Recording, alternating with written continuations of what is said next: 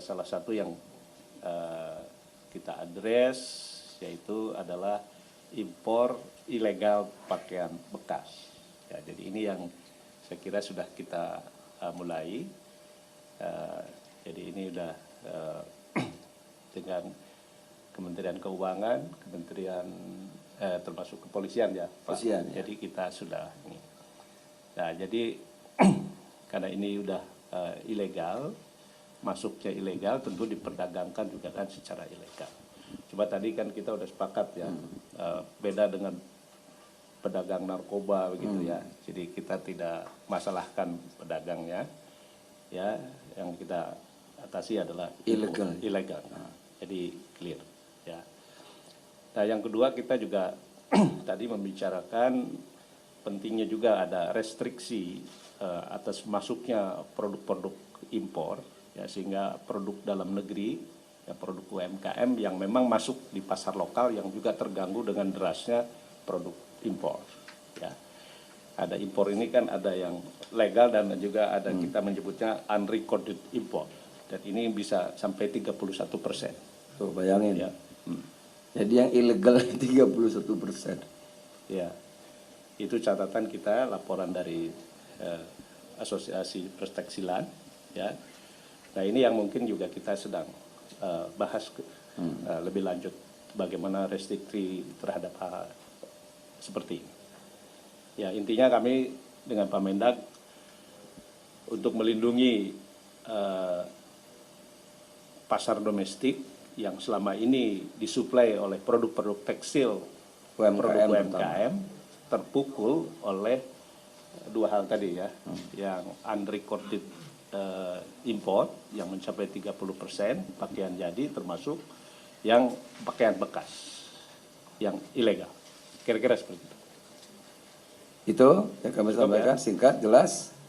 Kalau nanya bolehlah satu, jangan banyak. Apa? Oke, jadi Pak Mendag kami laporkan, kami kemarin membuat hotline dengan para pedagang yang menjual pakaian bekas yang ilegal. Kami membuka hotline untuk bagi mereka untuk alih usaha. Ya, jadi kita juga sediakan. Dari kemarin ada sekitar 21 laporan, 17 laporan terverifikasi, 4 laporan tanpa identitas tidak terverifikasi.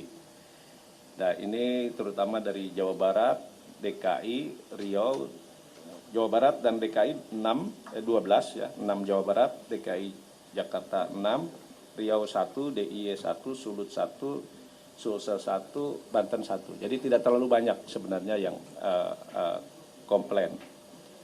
Jadi dari laporan itu, satu, mengadukan pedagang pakaian bekas impor pada platform digital e-commerce. Nah, ini kami sudah follow up dengan teman-teman di e-commerce dan mereka juga cukup kooperatif untuk men-take down penjualan di e-commerce. Lalu yang cukup banyak minta solusi karena tidak dapat berjualan akibat larangan ini. Nah, ini yang kita akan segera follow up ya nanti dengan Pak Mendag, karena banyaklah produk lokal untuk dijual oleh mereka. Dan nggak kalah bagus ya Pak? Nggak kalah bagus Pak. Lalu juga yang ketiga, mereka minta fasilitasi untuk bertemu produsen fashion lokal pengganti barang impor pakaian bekas. Jadi ini sebenarnya yang positif ya. Jadi kita ingin, mereka udah siap ganti jualan lah. Daripada jualan pakaian bekas ilegal, mereka ingin menjualan produk fashion lokal. Termasuk juga bukan yang hanya bekas ya. Lalu dukungan kepada Kemenko UMKM, siap bantu report akun sosial e-commerce pakaian. Jadi ini banyak dukungan juga.